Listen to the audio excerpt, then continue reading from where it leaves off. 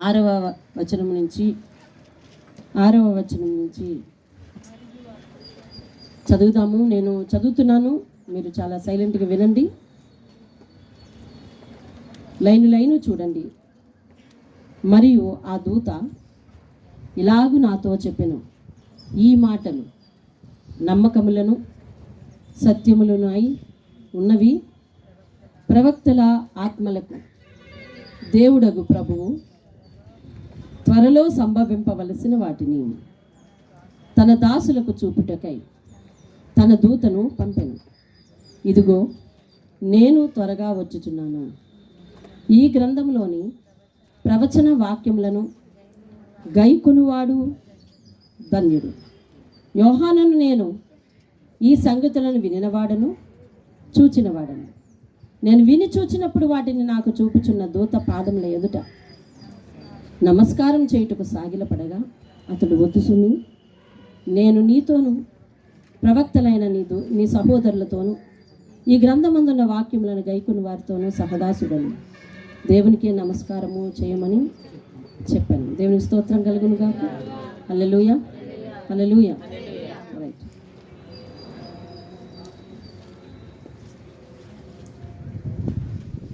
మొదటి అధ్యాయము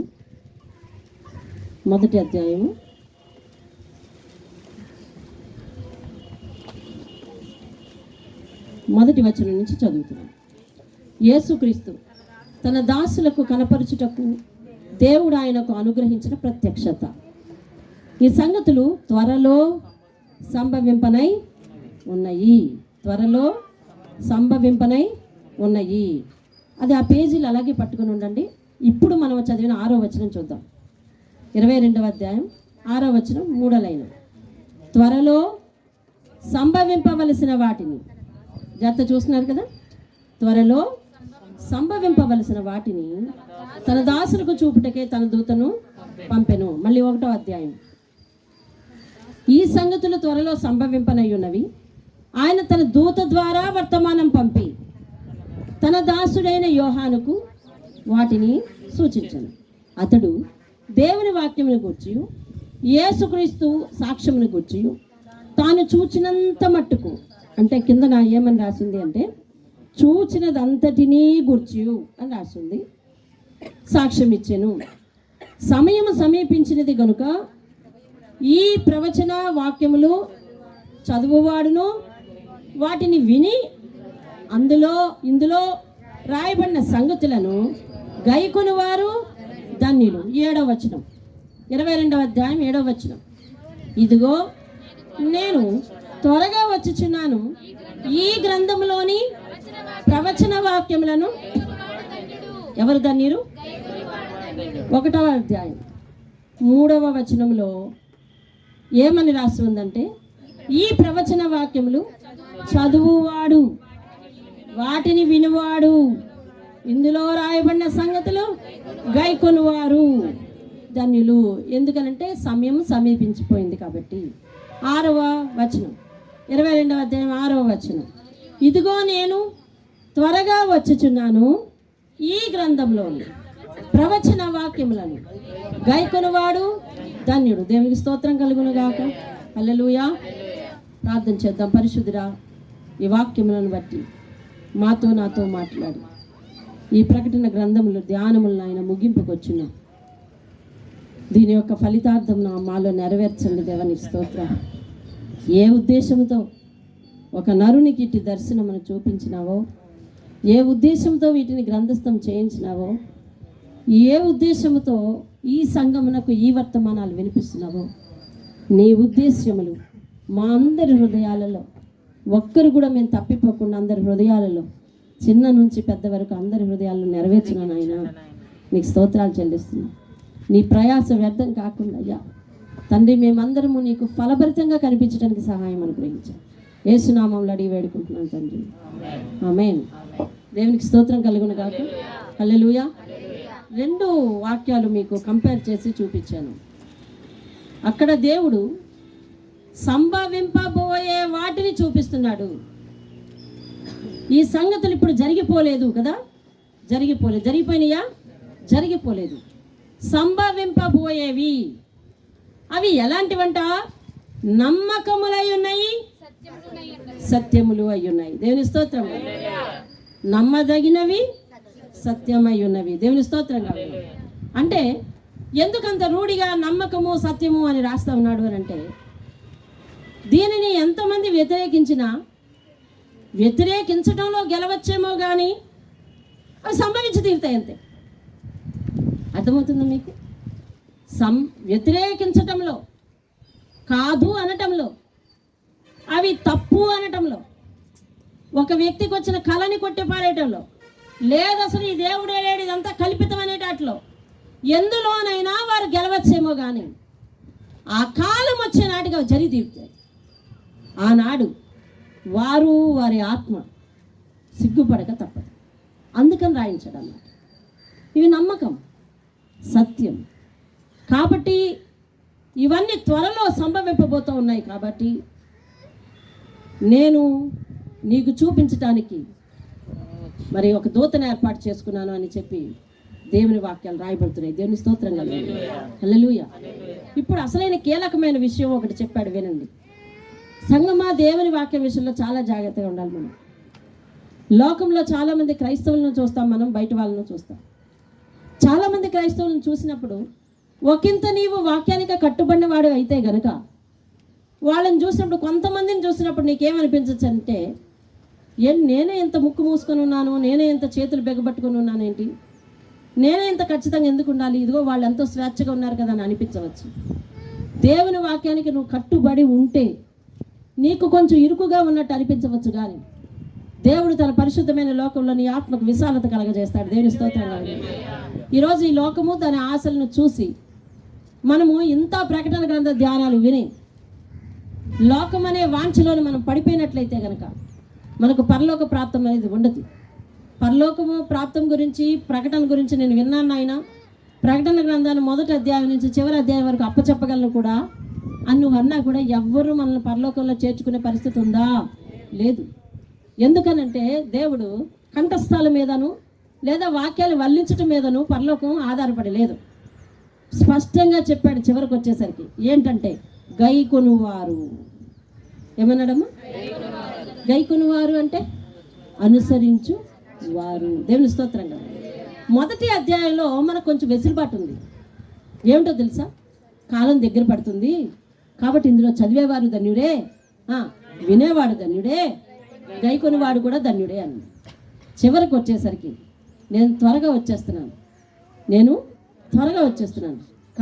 కాబట్టి నేను విన్నాను ప్రభువా అంటే కుదరదు, చదివాను ప్రభువా అంటే కుదరదు, పాటించిన వాడు మాత్రమే ధన్యుడు అన్నాడు.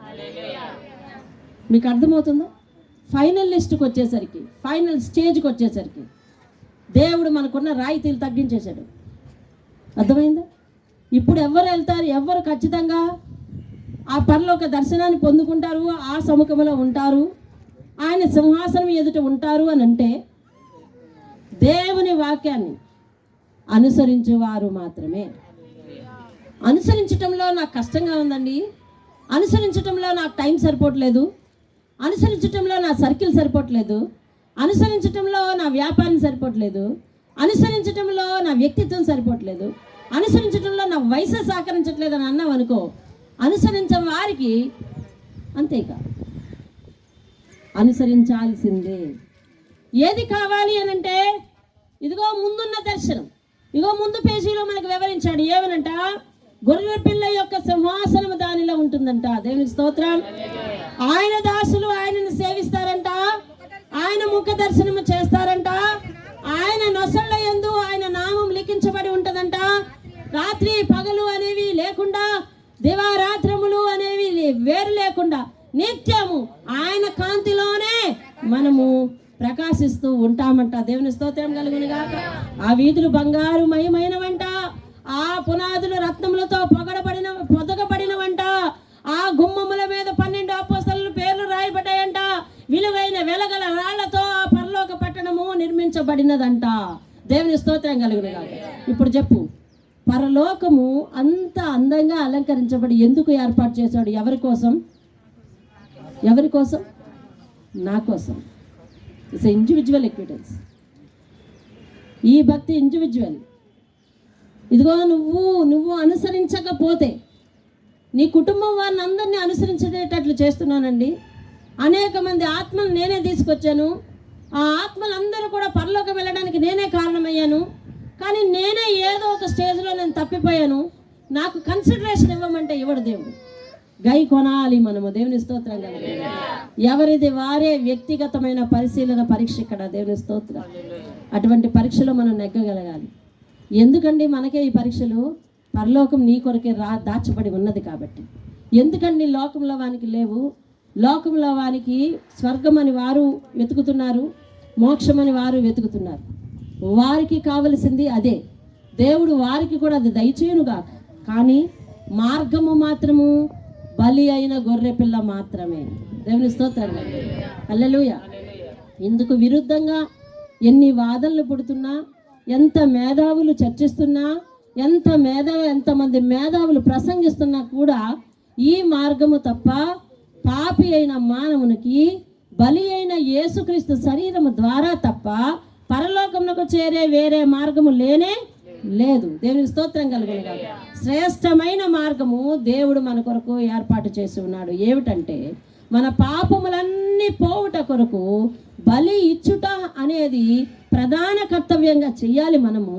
కానీ దేవుడు ఏం చెప్తున్నాడంటే కోడెల యొక్కయు గొర్రెల యొక్కయు రక్తము మీకు పాప క్షమాపణ కావించదు, కానీ పరమునందు నుండి వచ్చిన ఆత్మ మీ కొరకు బలి అయితేనే కానీ మీకు పాప క్షమాపణ పరిశుద్ధమైన మోక్షము దక్కదు. కనుక ఆ పరిశుద్ధుడైన దేవుడే ఆ లోకము నుండి ఈ లోకమునకు వచ్చి నీ కొరకు నా కొరకు నిరపరాధ రక్తమును చిందించినాడు.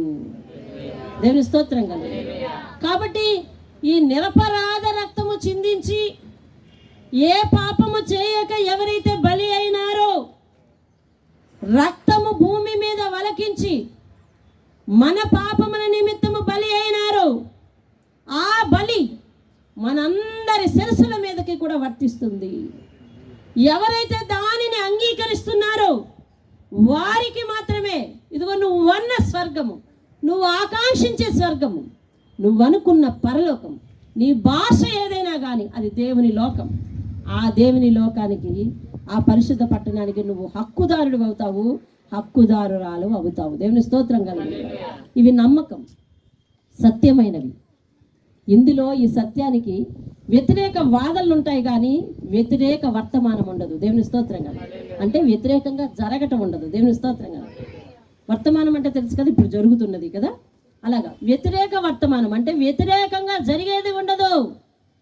వ్యతిరేకమైన ప్రసంగాలు ఉండొచ్చు, వ్యతిరేకమైన వ్యక్తులు ఉండొచ్చు, వ్యతిరేకమైన సిద్ధాంతాలు ఉండొచ్చు. అవన్నీ ఈనాడు గెలిచినట్టుగా కనిపించవచ్చు. కానీ జరగబోయే సమయం వచ్చేసరికి అది జరిగి తీరుతుంది. ఆనాడు ఇవన్నీ కూడా చెప్పబడి ఊరుకోవలసిందే. ఎందుకనంటే వాస్తవికత అక్కడ జరుగుతుంది. లోకమంతటికి జరగబోవు మహా తీర్పు ఉంది. ఆ ధవళ సింహాసనం ఎదుట అందరము బారులు తీరి నిలవబలవలసిందే. ముందు చనిపోయిన వారము, సముద్రంలో ఆత్మహత్యలు చేసుకునేవారు, భూమిలో పాతి పెట్టబడిన వారు, కాల్చిన వారి ఆత్మలు అన్నీ కూడా భూమి దాని ఆత్మలను అప్పగించాలి, సముద్రము దాని ఆత్మలను అప్పగించాలి. అందరూ వారి వారి ఆత్మలను అప్పగించి దేవుని ముందు నిలబెట్టవలసిందే. దేవుడు వారి వారి నిమిత్తము, వారి జీవిత కాలంలో వారు చేసిన క్రియల నిమిత్తము ఒక చిట్టా అక్కడ రెడీ చేసి ఉంచున్నాడు. ఆ గ్రంథము నీ కొరకు తెరవబడుతుంది. నీ క్రియలన్నీ అక్కడ చదవబడతాయి. వాటి ఫలితం మంచిదైతే జీవ గ్రంథంలో నీ పేరు వెరిఫై చేయబడుతుంది. అక్కడ నీ పేరు కనిపిస్తే అప్పుడు మాత్రమే నువ్వు పరలోకంలో ప్రవేశించడం జరుగుతుంది. ఇంత ప్రాసెస్ ఉందా అంటే ఇంత ప్రాసెస్ ఉంది, ఇంత విధానం ఉంది. ఎంత విధానం కొరకు నీవేం చేయాలంటే భూమి మీద నువ్వు చేయవలసింది ఒకటే, ఆయన మాటను అనుసరించటం. ఏం చేయాలండి భూమి మీద? ఆయన మాట వినటం. అంతే. దేవుని స్తోత్రం కలండి. హల్లెలూయా. ఈ భూలోకంలో మనకు తండ్రి ఉన్నాడు కదా, మీ నాన్నగారు ఉన్నారు కదా, మీ నాన్నగారు నిన్ను ఇంత వాణ్ణి చేసి పోషించినాడు కదా, అవునా? అవును. మీకు ఆయనకు మధ్య ఒప్పందం ఏమిటంటే తండ్రి కుమారుడు, తండ్రి కూతురు, అంతే కదా? అవును. తండ్రి నిన్ను పోషించాలా, నువ్వు ఆయన మాట వినాలి. ఎందుకు వినాలి అనే ప్రశ్న నీ దగ్గరకు వస్తే ఒకటే ఒక మాట, ఆయన పోషిస్తున్నాడు కాబట్టి. ఎందుకు వినాలి అని నువ్వు లోపలలోకి వెళ్ళావంటే ఆయన నీకు జన్మనిచ్చినాడు కాబట్టి. అంతే. తెలుస్తుంది. ఇప్పుడు దేవుని దగ్గరికి వచ్చి అదే ప్రశ్న పెద్ద నోరు చించుకొని వేయి. ఆయన నిన్ను సృష్టించాడు కాబట్టి వినాల్సింది అంతే దేవుని. ఇందుకు మించి నేను మనిషిని నా ఇష్టాలు నెరవేర్చుకునే కాలం ఉంది. నా మాట, నా తెలివి, నా ఇది అంతా నాదే అనే పరిస్థితులు ఉండవచ్చు. కానీ ఇవన్నీ పరలోకం ముందుకు వచ్చేసరికి, పరలోకపు తీర్పు సింహాసనం దగ్గరకు వచ్చేసరికి అక్కడ ఏమి లేదంట తెలుసా? అంతకుముందు దేవుడు మనతో మాట్లాడాడు. ఏమి లేవు అక్కడ? వాదనలు లేవు. ఏమి లేవంటే అక్కడ వాదనలు లేవు. ఏముంది అక్కడ? వాక్యమే ఉంది. దేవుని స్తోత్రం. ఆ సత్యమును మనకు చెప్పినప్పుడు చాలా ఆశ్చర్యం కలిగింది. అక్కడ వాదనలు లేవు. ఇక్కడే వాదించేదంతాను, ఇక్కడే మనం ఇతండ వాదనలు మళ్ళాను. ఎందుకు భక్తి చేయలేకపోతున్నామో విధానం వివరించడానికి మన దగ్గర ఇన్ని లక్షల పేజీలు చిట్టా ఉంది. ఎందుకు అనుసరించలేకపోతున్నాం? ఎందుకు రాలేకపోతున్నాం? ఎందుకు చేయలేకపోతున్నాం? ఎందుకు ఆ పద్ధతిని మానుకోలేకపోతున్నాం? ఎందుకు ఆ వ్యసనాన్ని మానుకోలేకపోతున్నాం? ఎందుకు అలవాటు మానుకోలేకపోతున్నాం? ఎందుకు అలాగే ఉండిపోయావు? ఎందుకు అలాగ మార్పు చెందించుకోలేకపోయావు? ఎందుకు నీ హృదయాన్ని సంపూర్ణంగా ఇవ్వలేకపోయావనంటే నీవు నేను రాయగలిగినంత చిట్టాలు ఇన్ని ఉన్నాయి. ఇవన్నీ ఎక్స్ప్లెనేషన్స్. కానీ దేవుడు అక్కడ ఏమంటున్నాడంటే అక్కడ ఇన్ని వాదనలు లేవు. ఒకటే ఒకటి. ఏమిటది? వాక్యం. దేవుని స్తోత్రం కదా. అందుకే కదా వాక్యమే దేవుడు, దేవుడే వాక్యం. ఆ సింహాసనం మీద ఉండేది ఎవరు చెప్పండి? దేవుడే. వాక్యమే. దేవుని స్తోత్రం కదా. ఆ వాక్యం ఎదుటికెళ్ళి నిలబడినప్పుడు నువ్వు తప్ప రైట్ అదే టికెట్ వస్తుంది. దేవుని స్తోత్రం. హల్లెలూయా. ఇప్పుడు చూడండి ఇక్కడ అదేంటి బాంబు స్క్వాడ్ మిషన్ అంటారు దాన్ని. ఏమంటారు? డిటెక్టర్. బాంబు డిటెక్టర్ కదా. అది ఇలాగ స్కాన్ చేస్తే ఏమంటుంది? నీ దగ్గర ఏమన్నా ఉంటే ఇంకేమైనా మోగుతుంది కదా. అవునా? మరి వాక్యం ఎదురుకొచ్చి వెళ్ళేసరికి అక్కడ అలా మోగుతుంది అనమాట. ఇంకంతే. ఇంకేం మోగుతుంది, ఆగిపోవలసిందే. కాబట్టి అలా మోగకుండా చూసుకోవాలి.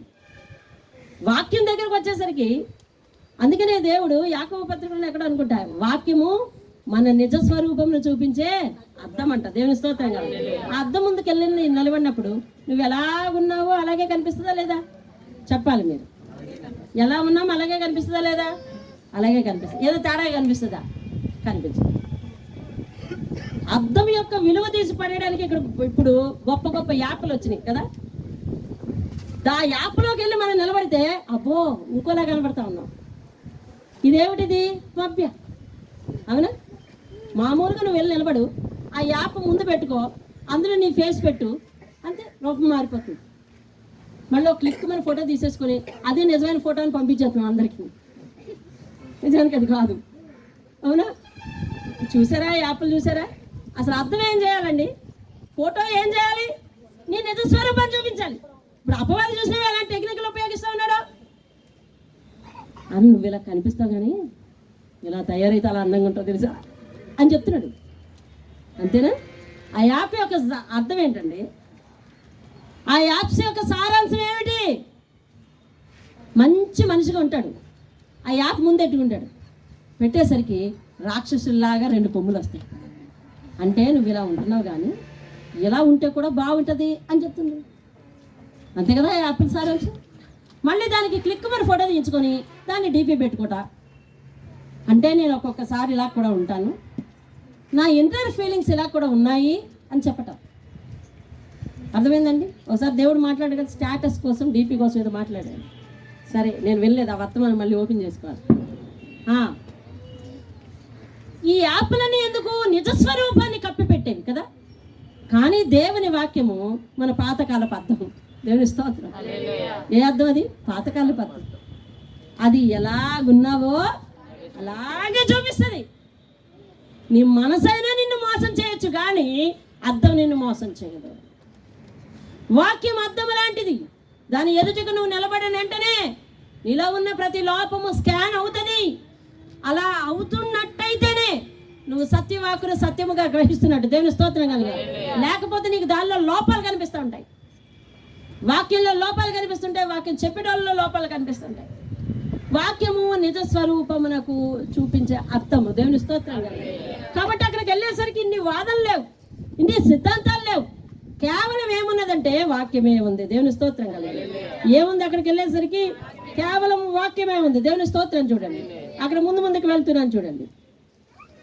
త్వరలో సంభవింపవలసిన వాటిని తన దాసులకు చూపుటకై తన దూతను పంపెను. ఇదిగో నేను త్వరగా వచ్చుచున్నాను. ఈ గ్రంథములోని ప్రవచన వాక్యములను గైకొనువాడు ధన్యుడు. దేవుని స్తోత్రం కలుగును. వినువాడు ధన్యుడు, చదువువాడు ధన్యుడు అనే 2 రాయితీలు పోయినాయి. అవునా? మీకు వాక్యము స్పష్టంగా అర్థమవుతుంది కదా. విన్నాను ప్రభువా అని చెప్పుకోవచ్చు అనుకున్నాం ఆ వాక్యాన్ని చదివి. లేదు. చదివాను ప్రభువా అని చెప్పుకోవచ్చు అనుకున్నాం. లేదు.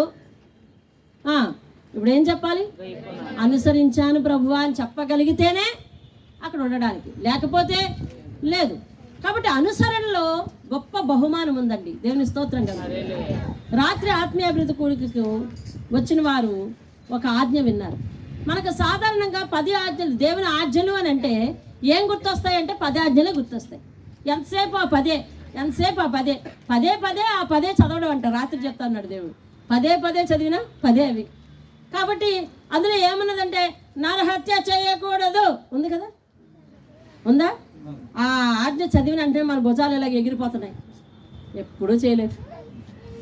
ఒక ఆజ్ఞ పాస్ అనిపిస్తుంది.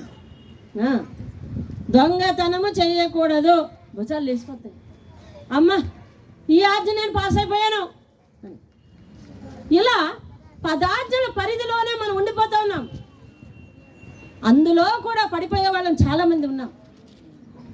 వ్యభిచరింపకూడదు, తల్లిదండ్రులను మరి సన్మానించాలి, మరి నీ దేశంలో యెహోవాకు ప్రతిగా మరొక రూపమును పెట్టుకోకూడదు, ఆ పైన ఆకాశం అందే కానీ కింద భూమి అందే కానీ అన్న దానితో మొదలయ్యి ఇక చివరికి నీ పొరుగువానిదేది కూడా ఆశించవద్దు. పొరుగువాడు అంటే పొరుగువానిది అంటే ఏ డబ్బులో ఏ వస్తువు అంటావేమోనని ఇక క్లియర్ కట్గా చివరిని రాసినాడు. ఏమనంటే పొరుగువాని భార్యనైనా నువ్వు ఆశించకూడదు, పొరుగువాని జంతువునైనా నువ్వు ఆశించకూడదు, పొరుగువానిది మరి ఏదైనా నువ్వు ఆశించడానికి వీలు లేదు అని గొప్ప ఆజ్ఞలు పెట్టాడు. రాత్రికాల సమయంలో వాక్యం వింటే మరొక ఆజ్ఞ అంట, నేను నీకు ఆజ్ఞాపించుచున్నాను. ఏమనంట? పేదలను కటాక్షించమని నేను నీకు ఆజ్ఞాపిస్తున్నాను అంటున్నాను. దేవుని స్తోత్రం. పేదలను కనికరించు, పేదలను కటాక్షించు. అలా కటాక్షిస్తే ఏమేమి బహుమానాలు ఇస్తానన్నాడో రాత్రి తెలుసా?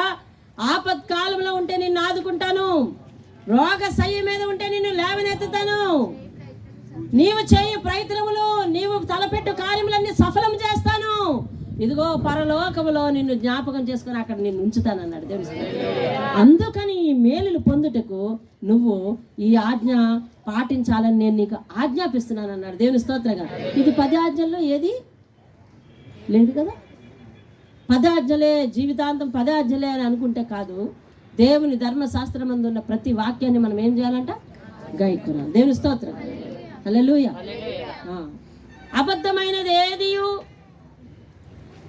పరలోకంలో ప్రవేశించదు, అపవిత్రమైనది ఏది, నిషిద్ధమైనది ఏది పరలోకంలో ప్రవేశించకూడదు అని చివరిలో ఉంది. మరి ఆజ్ఞల్లో ఉన్నాయా? మరి లేవు. మరి ఏం చెప్తున్నది? ధర్మశాస్త్రం చెప్తుంది దాని గురించి. దేవుని స్తోత్రం కదా. దేవుని వాక్యం కోపము, మానము, ఆగ్రహమును విడిచిపెట్టుము అని అన్నది. అది ఆజ్ఞల్లో లేదు కదా. కాబట్టి నేను 10 ఆజ్ఞలు పాస్ అయ్యానంటే కుదురుతుందా? ఈ ఆజ్ఞలు కూడా మనం ఏం చేయాలి? పాటించాలి. దేవుని స్తోత్రం కలుగు. నీ దేవుడైన యెహోవా మీద నుండి నీ హృదయం తిప్పుకొనకూడదు అని ఆజ్ఞ ఉంది. అవును కదా. తిప్పుకొనకూడదు అంటే అదేంటండి? ఆజ్ఞ. మరి అది 10 ఆజ్ఞల్లో లేదు కదా. ఇప్పుడు చెప్పండి, 10 ఆజ్ఞల పరిధిలో నిల్చుంటామా, లేకపోతే దేవుని యొక్క ప్రతి మాటలోనూ నిల్చుండాలా? దేవుని యొక్క ప్రతి మాటలో నిలబడాలి. దేవుని స్తోత్రం కలుగు. దేవుని యొక్క ప్రతి మాటలోనూ మనం నిలబడాలి. చేసే ప్రతి పనిలోనూ దేవునికి నమ్మకము లేదో చూడాలి. మాట్లాడే ప్రతి మాటలోనూ దేవుని యందు విధేయత చూపిస్తున్నామో లేదో చూడాలి. దేవుని యందు విధేయత అంటే దేవుని ముందుకెళ్ళినప్పుడు మాత్రమే విధేయత కాదు. దేవుని దృష్టిలో పెట్టుకొని మాట్లాడే ప్రతి మాట, నువ్వు రివీల్ చేసే ప్రతి వర్డ్ ఫ్రమ్ యువర్ మౌత్, నీ నోటి నుంచి వచ్చే ప్రతి మాట కూడా దయగలిగింది అయి ఉండాలి. దేవుని స్తోత్రం కాదు. ఆయన దయగల వారి వల్ల దయ చూపిస్తాను, కఠిన వల్ల వికటం చూపిస్తానని అంటే అర్థం ఏంటి? దయగా ఉండు, కఠినంగా ఉండకు అనేది ఆజ్ఞలు కావా? అవి 10 ఆజ్ఞల్లో లేవు కదా. 10 ఆజ్ఞల్లో లేవు కాబట్టి పాటించవా? దేవుని వాక్యంలో నిలబడాలి మనం. దేవుని స్తోత్రం కలుగు. ఆజ్ఞల పరిధిలో కాదు, దేవుని వాక్యపు పరిధిలో నిలబడాలి. దేవుని స్తోత్రం. హల్లెలూయా. ఎక్కడ నిలబడకూడదట మనము? ఆజ్ఞల పరిధిలో మాత్రమే కాదు, దేవుని వాక్యపు పరిధిలో నిలబడాలి. దేవుని స్తోత్రం కలుగు. హల్లెలూయా. కాబట్టి వాటన్నిటిని ఏం చేయాలంట? అనుసరించాలంట. ఏం చేయాలి? అనుసరించాలి. అనుసరించిన వాడు ధన్యుడు. ఒక మాట చూడండి, సామెతల గ్రంథం 19వ అధ్యాయం 16వ వచనం, అలాగే లేవీకాండం 18వ అధ్యాయం 5వ వచనం మరొకరు తీయండి. లేవి 18:5, మొదటి యోహాను 3:23 మరొకరు తీయండి. మొదట సామెతలు 19:16 చదవండి. ఆజ్ఞను గైకొనువాడు తన్ను తాను కాపాడుకొనువాడు. తన ప్రవర్తన విషయమై జాగ్రత్తగా అజాగ్రత్తగా ఉండువాడు చచ్చును అని రాసి ఉంది. చూసావా? అంటే నువ్వు ఎలా పడితే అలా జీవిస్తే చస్తావు. ఆ చావేమిటి? అది నరకం. నరకం అనే చావులో పడతాం. దేవుడు ఇందులో మాట్లాడిన మరణము రెండవ మరణం గురించి, బైబిల్ నందు మాట్లాడిన మరణం రెండవ మరణం గురించి, మాట్లాడే జీవము నిత్య జీవం గురించి. నువ్వు చచ్చిపోవు, బ్రతుకుతావనంటే ఈ భూమి మీద చావే చూడవు, నిరంతరము యంగెస్ట్గా ఉంటావని కాదు దేవుడు చెప్పింది. నీ కాలమందు, తమ కాలమందు పంట పక్వమై ఇంటికి ఎలా చేరుతుందో వింటా ఉన్నావా? తమ కాలమందు పంట పక్వమై ఇంటికి ఎలా చేరుతుందో అలా నీ దినములు నిండిన నాడు నువ్వు దేవుని ఇంటికి చేరతావని దేవుడు వాగ్దానం చేశాడు. దేవుని స్తోత్రం. అంటే మరణం ఉందా లేదా? ఉంది. మరి దేవుడు చెప్పింది నువ్వు బ్రతుకుతావు, నువ్వు చచ్చిపోవు అని అంటే దేని గురించి? నిత్య జీవం గురించి, నిత్య నరకం గురించి మాట్లాడాడు. దేవుని స్తోత్రం కలిగింది. అలాగే ఈ భూలోకంలో దేవుని మాటను వింటే నువ్వు బ్రహ్మాండంగా జీవిస్తావు అని చెప్తా ఉన్నాడు. 19వ అధ్యాయం 16వ వచనం చదవండి. తమ ఆజ్ఞలు, దేవుని ఆజ్ఞలు గైకొనువాడు తన్ను తాను నిన్ను నువ్వే కాపాడుకోవచ్చట. దేవుని స్తోత్రం కలిగిన కాదు. అంటే వాక్యపు పరిధిలో నువ్వు జీవించినంత కాలం. ఒకసారి దేవుడు చెప్పాడు చూడండి, ఒక కంకికి గొర్రెను కానీ ఎద్దును కానీ తాడిచ్చి కట్టేస్తే అది ఎంత మేర మేస్తుంది? ఆ తాడు ఏ పరిధి వరకు, ఎక్కడి వరకు వస్తుందో. అంటే నువ్వు వాక్యం అనే కంకికి అట్లా కట్టివేయబడాలన్నమాట. అర్థమవుతుందా? వాక్యానికి నువ్వు అలా కట్టుబడాలి. ఆ పరిధి దాటి వెళ్ళి మేయకూడదు. ఆ పరిధి తెంపుకొని వెళ్ళావనుకో ఇక శత్రువులు దాడే. అవునా కదా? పరిధి దాటి వెళ్ళావనుకో శత్రువులు దాడే. ఇంకొక విషయం చెప్పండి, మెడకి ఉచ్చున్న మేక తొందరగా దొరుకుతుందా? మెడకి ఉచ్చు లేని మేక తొందరగా దొరుకుతుందా? ఉచ్చున్న మేక తొందరగా దొరుకుతుంది. ఇప్పుడు వాక్యము నీ మెడకి ఏమిటన్నమాట? ఉచ్చు. చెప్పాలి, వాక్యము నీ మెడకి ఏమిటి? ఉచ్చు. ఆ ఉచ్చును తెంపుకొని వెళ్తే నువ్వు లోకానికి తొందరగా దొరుకుతావు. అది నీకు అర్థమైందా? దేవుని సత్యాన్ని గ్రహించాలి. దేవోక్తి మనకు కట్టు లాంటిదంట. దేవుని యొక్క మాట మనకు కట్టు లాంటిది. దేవోక్తి లేనివాడు కట్టు లేక తిరుగుతాడని రాసి ఉంది. దేవుడు ఒక మాట విని, దేవుని వాక్యం నీకేం చేసుకోవాలంట? కట్టులాగా చేసుకోవాలి. ఆ కట్టు ఎప్పుడు దేనికి నీకు ఉండాలి తెలుసా? కంకి అనే స్థిరంగా ఉన్న దేవునికి ఉండాలి, నీ మెడకే ఉండాలి. అర్థమవున వారు దేవుని స్తోత్రం చెప్పండి. అవును, నిజం కావచ్చుగా. మధ్యలో పాతిన ఆ యొక్క, మీరేమంటారు దాన్ని? కర్ర అంటారా? గుంజ అని కూడా అంటారు తెలుసా? రాట్ అంటారు, గుంజ అంటారు, చాలా పర్యాయ పదాలు ఉన్నాయి. అది స్థిరంగా ఉంటుంది. అది దేవుడు. గొర్రె లేదా మేక లేదా జంతువు, నువ్వు నేను, దేవునికి నీకు మధ్యలో ఉన్న ఆ నిబంధన ఏమిటంటే తాడు, వాక్యం నిబంధన కదా. ఇప్పుడు ఆ పరిధిలో ఉన్నంత వరకే నీకు క్షేమం. పరిధి దాటి తెంపుకొని వెళ్ళావా, నీ మెడకు ఉండిపోయిన ఉచ్చుందే, ఏమిటిది? వాక్యం. ఇది ఉండిపోయింది కదా, లోకంలో వాళ్ళకు తొందరగా దొరుకుతావు. అది లేనివాడు స్వేచ్ఛగా తిరుగుతుంటాడు. ఇంకా అది దాన్ని చూసి నువ్వు పారిపోతావు, అంతే కదా. మెడకి ఏ ఉచ్చు లేని మేకను చూసిందనుకో, ఈ కట్టులో ఉన్న మేక ఏం చేస్తుంది? తెంపుకొని వెళ్ళాలని ప్రయత్నిస్తుంది. ఇది దొరుకుతుందా తొందరగా లోకానికి? అది దొరుకుతుందా? ఇదే దొరుకుతుంది. కాబట్టి దేవుని ఆజ్ఞలను మీరి వెళితే నిన్ను నువ్వు కాపాడుకోలేవు. దేవుని వాక్య సారాంశం అది. దేవుని ఆజ్ఞలు గైకొనేవాడు అంటే అనుసరించేవాడు తన్ను తాను కాపాడుకుంటాడు. ఇంకా కింద చెప్పాడు, తన ప్రవర్తన విషయమై. అంటే అర్థం ఏంటి? అజాగ్రత్తగా ఉండడం ఏంటి? దేవుని వాక్యం ఒక రూట్ చెప్తుంది, ఈయన ఒక రూట్ వెళ్తూ ఉంటాడు. అజాగ్రత్త. ఏ రూట్లో వెళ్ళాలి, ఏ రైట్లో నడవాలి, ఎలాగ నడపాలి, ఇలాంటివి ట్రాఫిక్ రూల్స్ పాటించుకుంటే బండి నడిపితే క్షేమంగా ఇంటికి వస్తామా? రాము. కాబట్టి అజాగ్రత్తగా ఉంటే గనక మనం ఏమవుతామంటండి? వస్తామంట. ఇది దేవుని వాక్యం చెప్పే సత్యం. ఇక చూడు, ఇంకొక వాక్యం తీసినారా? ఏంటది? లేవి కాండము 18వ అధ్యాయము 5వ వచనం చదువు. మీరు నా కట్టడలను నా విధులను ఆచరింపవలెను, వాటిని గైకొనువాడు వాటి వలన అదుగు. నేను యెహోవాను. దేవుని స్తోత్రం. నేను యెహోవాను. అంటే యెహోవా అంటే ఎవరు? సర్వశక్తి గల సృష్టికర్త అయిన దేవుడు. దేవుని స్తోత్రం కలుగునుగా. సర్వశక్తి గల సర్వోన్నతుడైన సృష్టికర్త అయిన దేవుడు యెహోవా. కాబట్టి నా మాటను మీరు ఆచరించాలి, గైకొనాలి. అలా గైకొంటే నువ్వు బ్రతుకుతావు. దేవుని స్తోత్రం కలుగునుగా. ఇవన్నీ మనం బ్రతకడానికి చెప్తున్నాడా లేదా?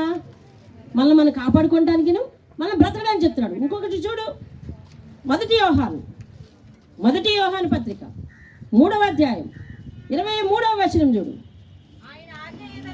ఆయన ఆజ్ఞ ఏదనగా నమ్ముకొని ఆయన ఆజ్ఞ ఇచ్చిన ప్రకారముగా ఒకరినొకరు ప్రేమింపవలెను అన్నది. 3:23 చదివారు? 3:23. దేవుని స్తోత్రం కలుగునుగా.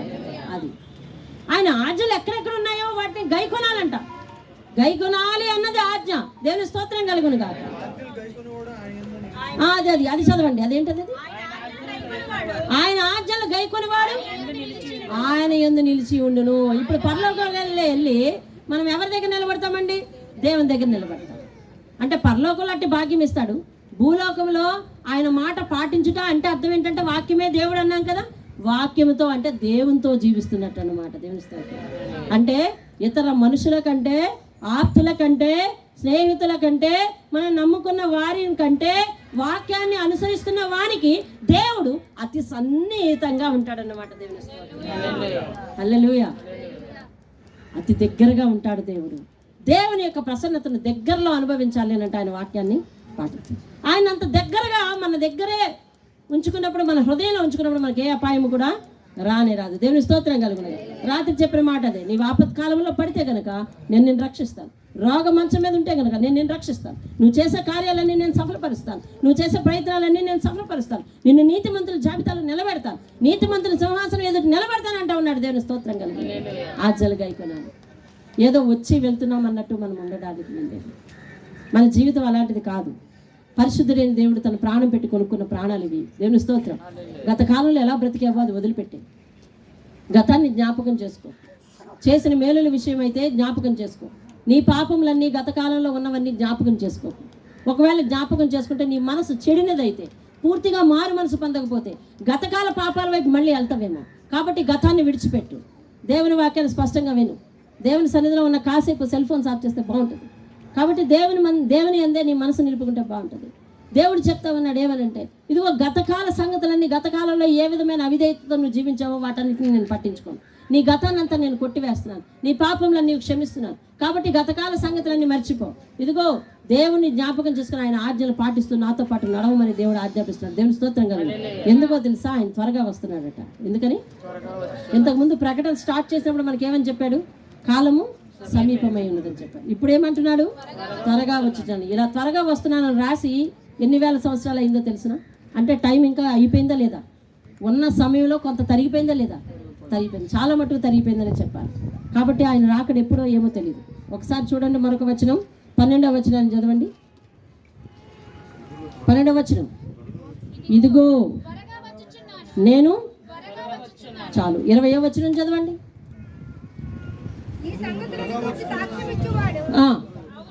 అవును, త్వరగా వచ్చుచున్నానని. ఈ అధ్యాయంలో త్వరగా వస్తున్నానన్న సంగతి ఎన్నిసార్లు రాశారు? 3 సార్లు. ఎన్నిసార్లు రాశారు? 3 సార్లు. తండ్రి, కుమార, పరిశుద్ధాత్మ నామంలో అది సత్యం. అంతే. దేవుని ఖచ్చితంగా జరిగి తీరేది. అంటే దేవుడు త్వరగా వస్తున్నాడన్న సంగతి జరిగి తీరుతుంది. కాబట్టి మనందరం అలసత్వంగా ఉండటానికి వీల్లేదు. ప్రతి మాటను బట్టి, ప్రతి క్రియను బట్టి, ప్రతి పనిని బట్టి చాలా దేవుని ఎదుటి జవాబుదారీగా ఉండాలి. ఆయన మాట ఏదైతే వినిపిస్తుందో ఆ మాటను బట్టి మనము పాటించేవారమై ఉండాలి. దేవుని స్తోత్రం కలుగుతుంది. ఇప్పటి వరకు బైబిల్ చదవకపోతే చదివేవారుగా మారండి. ప్రార్థించకపోతే ప్రార్థించేవారుగా మారండి. వాక్యాన్ని వినటం ఇష్టం లేకపోయినా దేవుని సన్నిధికి వచ్చి ఏదో తండ్రి పోరు పడలేకో, తల్లి పోరు పడలేకో, భార్య పోరు పడలేకో, భర్త పోరు పడలేకో, అన్నీ మించి నా పోరు పడలేకో, లేకపోతే ఒత్తిడి పడలేకో, లేదా దేవునికి ఇచ్చిన మాటను తిరస్కరించలేకో మీరు దేవుని సన్నిధికి వచ్చి ఉన్నట్టు ఉండి ఉదాసీనంగా ఉన్న పరిస్థితులు ఏమైనా ఉంటే ఒకవేళ ఎవరిలోనైనా దాన్ని కూడా ఇక నుంచి విడిచిపెట్టేయండి. శ్రద్ధగా వినటం నేర్చుకోండి. వినిన దాన్ని చదువుకోవటం నేర్చుకోండి. వినినవాడు ధన్యుడు, చదివినవాడు ధన్యుడు అంటున్నాడు. ఇక వినినది చదివినది, ఏమైతే విన్నావో ఏమైతే చదివావో వాటి విషయమే అనుసరించటం నేర్చుకోండి. ఈ అనుసరించటంలో నీకు కొన్ని కష్టాలు రావచ్చు. విన్నప్పుడు నీకేం కష్టాలు ఉండవు, చదివినప్పుడు నీకేం కష్టాలు ఉండవు. ఎప్పుడు వస్తాయి కష్టాలు అని అంటే గై కొనే విషయంలోనే కష్టాలు వస్తాయి. దేవుని స్తోత్రంగా. ఎందులో కష్టాలు వస్తాయండి చెప్పాలి? ఎందులో కష్టాలు వస్తాయి? పాటించటంలోనే కష్టాలు వస్తాయి. అందుకే కదా అందరూ శ్రద్ధగా వింటా ఉన్నాం, శ్రద్ధగా చదివేస్తూ ఉన్నాం. ఇగో నాలాగా నిలబడి బైబిల్ 3 సార్లు చదివేశాను, 2 సార్లు చదివేశాను, 100 సార్లు చదివేశాను చాలామంది చెప్పేస్తూ ఉన్నారు. కానీ అలా 100 సార్లు చదివిన వాళ్ళు కూడా గైకొనే విషయంలో తప్పిపోయారు అనుకోండి, దేవునికి నచ్చదు. గైకొనేవారే కావాలంట. దేవుని స్తోత్రం కాదు. ఒకసారి మరి దేవుని దగ్గరకు, యేసయ్య దగ్గరకు వారి శిష్యులు వచ్చి, అయ్యా నీ తల్లి గారు మీ తమ్ముడు గారు బయటన ఉన్నారు, మీకోసం ఎదురు చూస్తున్నారు, రండి అని అంటే ఏమన్నారు తెలుసా? ఎవరు నా తల్లి, ఎవరు నా సహోదరుడు? పరలోకమందున్న నా తండ్రి చిత్తము ప్రకారము గైకొనువారే నా తల్లియు నా సహోదరుడును అని చెప్పాడు. దేవుని స్తోత్రం. అంటే నేను వెళ్ళను, వాళ్ళు నా దగ్గరికి రావద్దు అని కాదు అర్థం. బాబు నిజంగా నా సొంత తల్లి, నా సొంత తమ్ముడు వచ్చారని మీరు అనుకుంటున్నారు కదా, కానీ మీలో అక్కడ యేసయ్య మాట్లాడిన ఆ సువార్తల్లో కొన్ని మాటలు కాంట్రవర్సీగా అనిపించవచ్చు, కానీ దాని లోపలికి వెళ్ళి సత్యాలను అర్థం చేసుకుంటే చాలా అద్భుతమైన సత్యాలు. అతడు వచ్చాడు, అయ్యా మీ అమ్మగారు మీ తమ్ముడు గారు వచ్చారు అని చెప్పారు. వచ్చారా, లోపలికి రమ్మను, లేకపోతే బయటకి నేను వస్తాను అని ఏదో చెప్పాలనుకున్నది మన ఆశ, అంతే కదా. మన ఆలోచన, మన సమాధానం అలా ఉంది. కానీ ఆయన ఆ సందర్భంగా ఏం చెప్తున్నాడంటే, అయ్యా నా తల్లి ఎవరు, నా సహోదరుడు ఎవరు? నిజముగా దేవుని వాక్యం యందు ఎవరైతే నిలిచి దాన్ని గైకుంటారో వారే నిజముగా నా తల్లి, వారే నిజముగా నా తండ్రి అన్నారు. దేవుని స్తోత్రంగా. మరియమ్మను చూసి ఒకరు అన్నారు, అమ్మా నువ్వు కన్న గర్భము చాలా ధన్యమైనది, నీ యేసయ్య నీ పాలు కుడిచాడు కాబట్టి మరి నీ రొమ్ములు ధన్యమైనవి అని అంటే అక్కడ కూడా రాస్తాడు. అది కాదు, దేవుని వాక్యాన్ని గైకొన్నవారు ధన్యులు అంటారు. తెలుస్తుంది అంటే ఆ తల్లిని చూసి, ఆ తమ్ముడిని చూసి అందరూ ప్రీషియస్గా అనుకుంటున్నారనమాట. దేవుడు ఎందుకు ఆ మాట అన్నాడంటే చాలా ప్రీషియస్గా అనుకుంటున్నారు. యేసయ్య తమ్ముడు వచ్చారు, యేసయ్య తల్లి గారు వచ్చారు. కానీ నిజానికి చివరి వరకు ఆయన సేవలో సహకరించిన వాళ్ళ కుటుంబ సభ్యులు ఎవరు లేరు, అవునా? దేవుడు ఆ సందర్భంలో మాట అనవలసి వచ్చింది. నిజముగా ఎవరైతే పాటిస్తారో, ఎవరైతే దైవత్వాన్ని గుర్తిస్తారో, మీలో ఎవరైనా అటువంటి వారు ఉంటే యేసయ్యకు మీరే తల్లి, మీరే సహోదరుడు అవ్వచ్చట. దేవుని స్తోత్రం. వాక్య సారాంశం ఏంటి? మీరే తల్లి, మీరే సహోదరుడు అవ్వచ్చు. మిమ్మల్ని అంత దగ్గరగా తీసుకుని అలాంటి పోస్ట్ ఇస్తానంటున్నాడు. దేవుని స్తోత్రం కలుగును గాక. గైకొనుటలోనే ఉంది బైబిల్ సారాంశం అంతా. దేవుని స్తోత్రంగా. పాటించలేకే పడిపోయే వాళ్ళు 10 కోట్ల మంది ఉన్నారు. పాటించేవాడివి, గైకొనేవాడివి ఒంటరిగా నిలబడిపోయినా పర్వాలేదు. దేవుని స్తోత్రం కలుగును గాక. హల్లెలూయా. లోకంలో ఒక మాట ఉంది, 10 రాడు బాట పాడి అయి దరజెల్లు అని. అంటే 10 మంది మాట్లాడితే ఏ మాట మాట్లాడినా అది పాడి అంటే న్యాయమై కూర్చుంటుంది అని ఉంది. ఇప్పుడు ఏది? మీ 100 మందిలో 90 మంది ఒకే మాటను, ఒక అబద్ధాన్ని పట్టుకొని నిజమని చెప్పండి, అవుతుందా? అవదు. దేవుడు ఇందాక మాట్లాడింది కూడా అది. యేసయ్యకు వ్యతిరేకముగా ఏ విధమైన సిద్ధాంతమే కానీ, ఏ విధమైన వాదనే కానీ ప్రపంచమంతా ఏకమై మాట్లాడినా అది పాడి కానే కాదు. దేవుని వాక్యాలు త్వరలో నెరవేర్పకి వచ్చిన రోజున ప్రతి ఒక్కరూ కూడా కళ్ళు తేల వేసుకొని రొమ్ములు బాదుకొని నా నాథా ఎంత పాపం చేశామని ఏడవక తప్పదు. ఆ ప్రమాదపు గడియలు వచ్చినప్పుడు, అంటే శ్రమల కాలము, మహాశ్రమల కాలం వచ్చినప్పుడు పర్వతాల జోలికెళ్ళి, పెద్ద పెద్ద బండల జోలికెళ్ళి, కొండల జోలికెళ్ళి, ఓ కొండ ఓ పర్వతమా ఈ ఉపద్రవాన్ని మేము తట్టుకోలేము, నా మీద మా మీద పడు, తొందరగా చచ్చిపోతామని అంటే అవి దేవుని ఆజ్ఞ లేదే నేను పన్ను అని అంటాయి. అవి చావు వెతుక్కున్నా దొరకని పరిస్థితి. ఈరోజు ఆరోగ్యంగా ఉన్నంత వరకు, గర్వంగా ఉన్నంత వరకు మన మేధస్సే గొప్ప విద్య అని అనుకున్నంత వరకు ప్రతి ఒక్కరూ గంభీరంగా అరవచ్చును నాలాగా.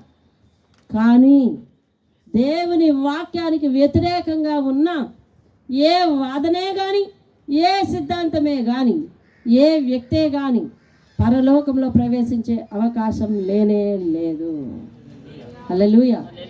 ఈ వాక్యములు ఎలా ఉన్నాయంట?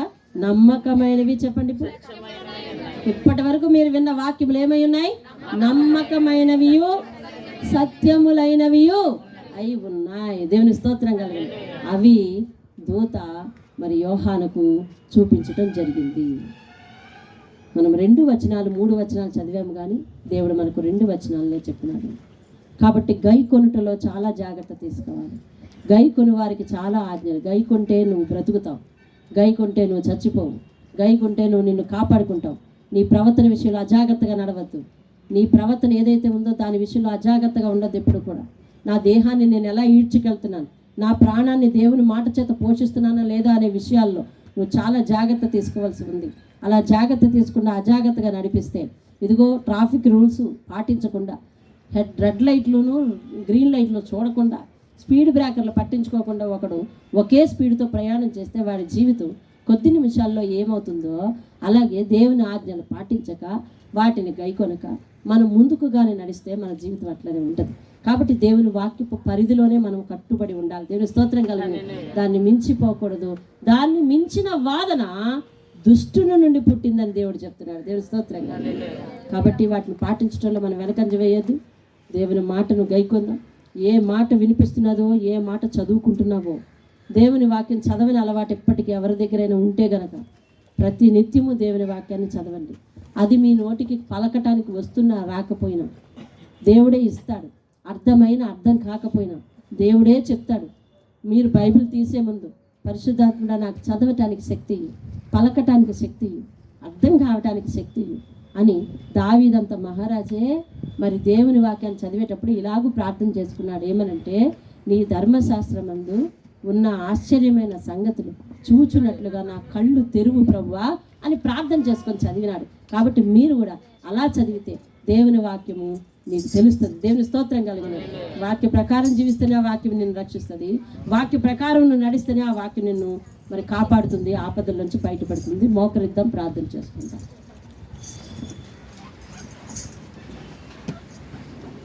వాక్యం ఎంతవరకు పాటిస్తున్నావో నిన్ను నువ్వు చూసుకో. దేవుడు ఎన్నిసార్లు నీ మనసును గద్దించాడో ఒకసారి పరీక్షించుకో. ఇప్పుడు నువ్వు చేసేది వాక్యం విన్న తర్వాత మోకాళ్ళ ప్రార్థన. నువ్వు జ్ఞాపకం చేసుకోవాల్సిన సంగతులు చెప్తా విను. పరిశుద్ధాత్ముడు చెప్తాను. గతములో నీ ప్రవర్తన విషయమై, నీ హృదయ స్థితిగతుల విషయమై దేవుడు ఎన్నిసార్లు మందలించాడు. ఆ మందలింపును నువ్వు స్వీకరించి గైకొన్నావా? వాక్యం చదువుతుంటే ఎన్నిసార్లు వాక్యం నీ హృదయానికి గుచ్చుకుంది? ప్రసంగాన్ని వేలెత్తి చూపగలం కానీ వాక్యాన్ని వేలెత్తి చూపగలవా? అందుకే వాక్యం చదవాలి. చదివినప్పుడు అది నిన్ను ప్రశ్నిస్తుంది. ఆ ప్రశ్నలకు జవాబు చెప్పడం అలవాటు అయితే గనక నువ్వు ప్రసంగాన్ని ఎప్పుడు కూడా ప్రశ్నించవు. వాక్యం ఎన్నిసార్లు నీకు గుచ్చుకుంది? అయితే గుచ్చుకున్న సందర్భంలో నిన్ను నువ్వు సరి చేసుకొని గైకొన్నావా? వాక్యం ఎన్నిసార్లు ఏవో చిన్న చిన్న ఆజ్ఞలు ఇచ్చింది. ఇదంతే, నేనెప్పుడు ఇంతే అనుకున్నావా? నేను మారటానికి ఇంకా సమయం ఉంది అంటావన్నావా? నేను మారటానికి వాయిదాలు వేస్తావున్నావా? దేవునికి మాట ఇచ్చి ఈ వారంతో మానేస్తాను, ఈ రోజుతో మానేస్తానని గడియలు చెప్పి సమయం ఇచ్చి ఆయన సిగ్గుపరుస్తున్నావా? అయ్యా ఈ ఒక్కరోజు, ఇంకా వచ్చే శుక్రవారం నుంచి లేదా వచ్చే వారం నుంచి వచ్చే తారీఖు నుంచి నేను అట్లా చేయనని చెప్పి ఆ తేదీలు సమయాలు దాటిపోయిన తర్వాత యేసయ్యను బ్లేమ్ చేస్తున్నావా? కించపరుస్తున్నావా? గైకుని వాడే ధన్యుడు అని చెప్తున్నాడు. వినాలి నువ్వు ఈరోజు. ఆయనకు వ్యతిరేకంగా ఏ స్వభావం నీలో ఉండటానికి వీల్లేదు. ఆయనకు వ్యతిరేకంగా ఏ సందర్భం ఉండటానికి వీల్లేదు. ఆయనకు వ్యతిరేకంగా ఏ ఇది ఉండటానికి వీల్లేదు. ఆయనకు వ్యతిరేకంగా ఏ లక్షణము ఉండటానికి వీల్లేదు. వాక్యానికి విరుద్ధమైన స్వభావం ఉండటానికి వీల్లేదు. వాక్యానికి విరుద్ధమైన అలవాటు ఉండటానికి వీల్లేదు.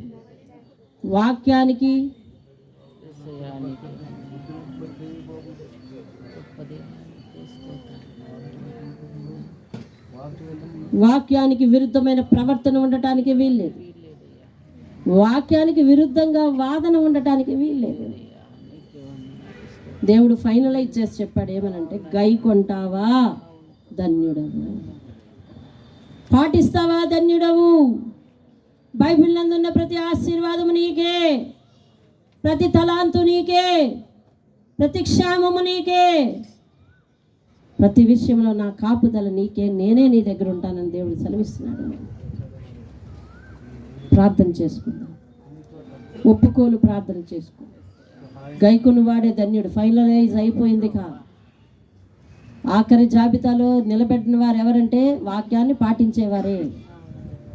వాక్యాన్ని పాటించడానికి చెప్పేవారు, వినేవారు, అందరూ అభ్యాసం చేసుకొని తీరాల్సిందే.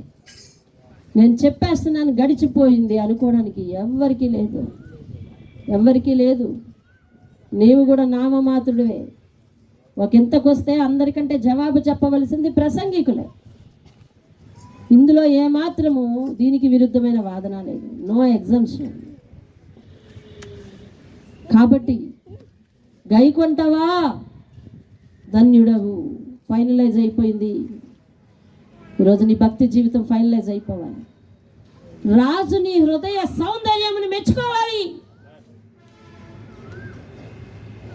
ఆ దివ్యమైన సంగతి ఏమిటంటే, నువ్వు వాక్యాన్ని పాటించి సౌందర్యంగా కనిపించిన రోజు నీకు పరలోక ప్రవేశం ఉంది. అది దివ్యమైన సంగతి.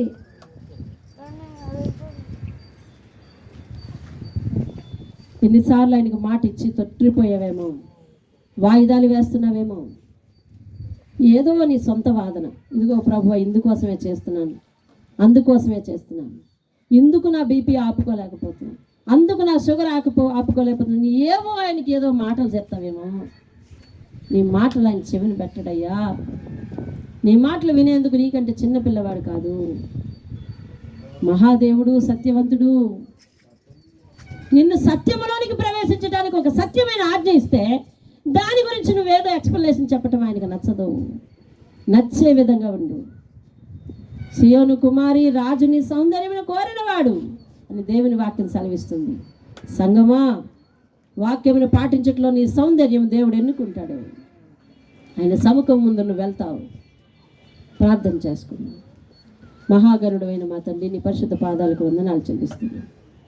గత కాలమంతా మా అవిధేయతలేమో, మా ప్రవర్తన ఏమో, విని ఊరుకున్నామో, చదివి ఊరుకున్నామో, చెప్పి ఊరుకున్నామో, ఆచరించాము.